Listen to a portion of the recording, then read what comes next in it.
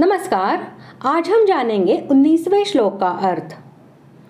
यहाँ तक भगवान ने बहुत से हेतु बतलाकर यह बात सिद्ध की कि जब तक मनुष्य को परम श्रेय रूप परमात्मा की प्राप्ति न हो जाए तब तक उसके लिए स्वधर्म का पालन करना अर्थात अपने वर्णाश्रम के अनुसार विहित कर्मों का अनुष्ठान निस्वार्थ भाव से करना अवश्य कर्तव्य है और परमात्मा को प्राप्त हुए पुरुष के लिए किसी प्रकार का कर्तव्य न रहने पर भी उसके मन इंद्रियों द्वारा लोक संग्रह के लिए प्रारब्ध अनुसार कर्म होते हैं।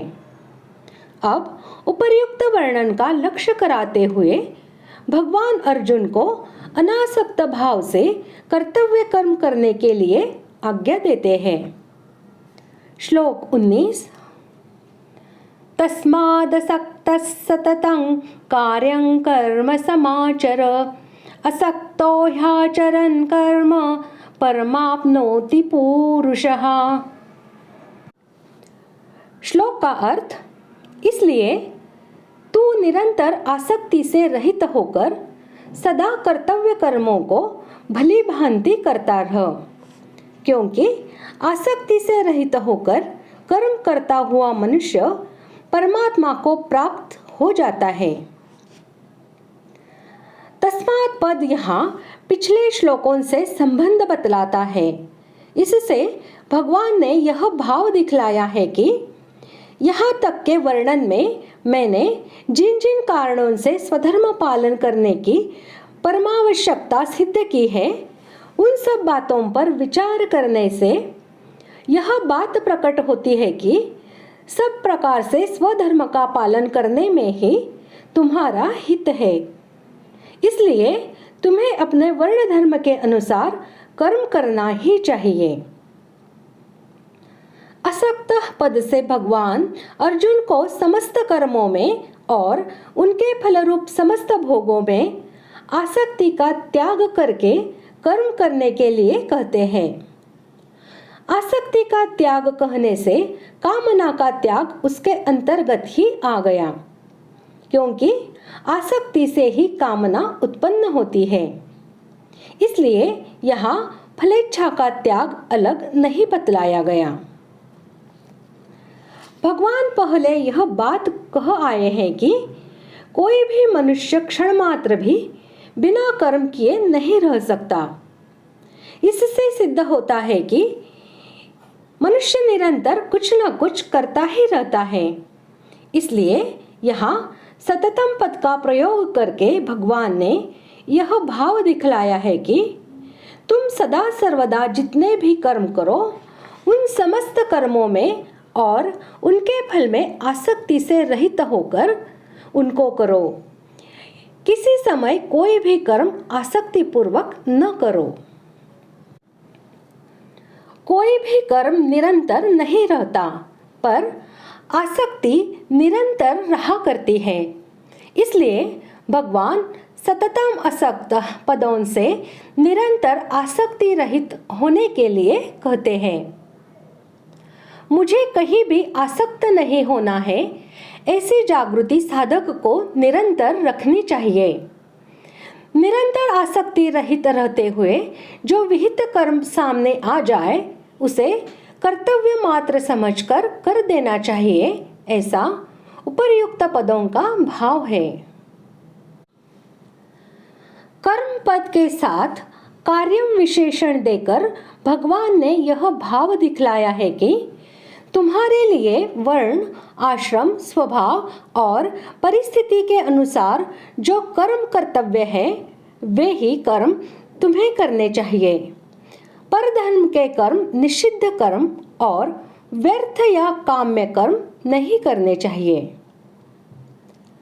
समाचार क्रिया का ऐसा भाव है कि आचर क्रिया के साथ सम उपसर्ग का प्रयोग करके भगवान ने यह भाव दिखलाया है कि उन कर्मों का तुम सावधानी के साथ विधि पूर्वक यथा योग्य आचरण करो।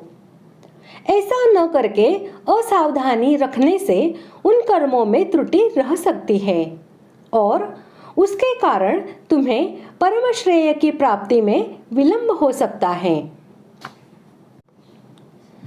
आसक्ति से रहित होकर कर्म करने वाला पुरुष परमात्मा को प्राप्त हो जाता है। इस कथन से भगवान ने उपर्युक्त कर्म योग का फल बतलाया है।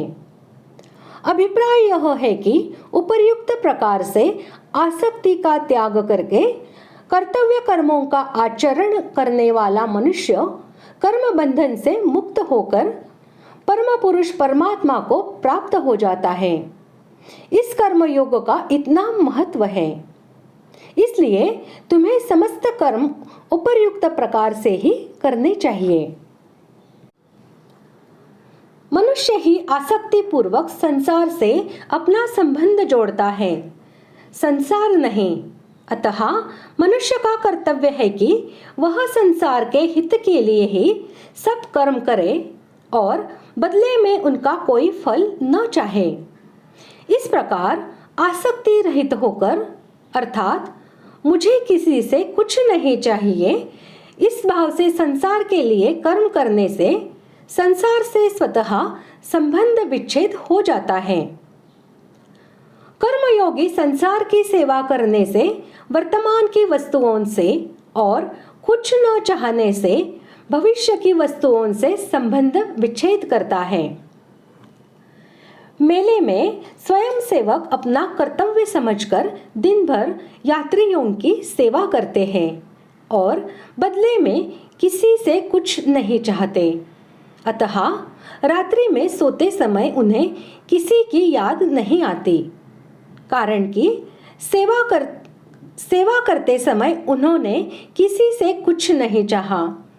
इसी प्रकार जो सेवा भाव से दूसरों के लिए ही सब कर्म करता है और किसी से मान बढ़ाई आदि कुछ नहीं चाहता, उसे संसार की याद नहीं आती। वह सुगमता पूर्वक संसार बंधन से मुक्त हो जाता है।